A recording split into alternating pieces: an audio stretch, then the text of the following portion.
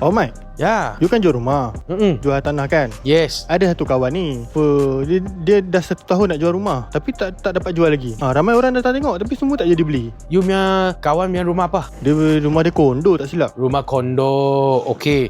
So sekarang dia punya trend, banyak owner nak jual harga tinggi-tinggi, buyer nak beli rumah dengan harga yang rendah-rendah. Betul-betul. That's why tak ngam.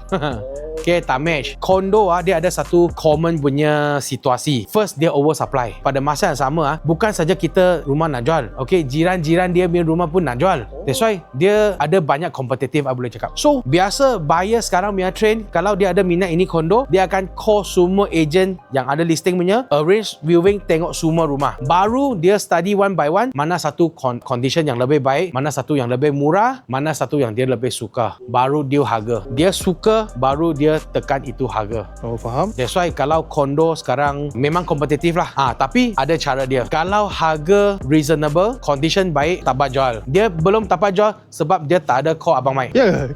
Oh, betul juga. You suruh dia DM Abang Mai. Okay. Okay? Suruh dia.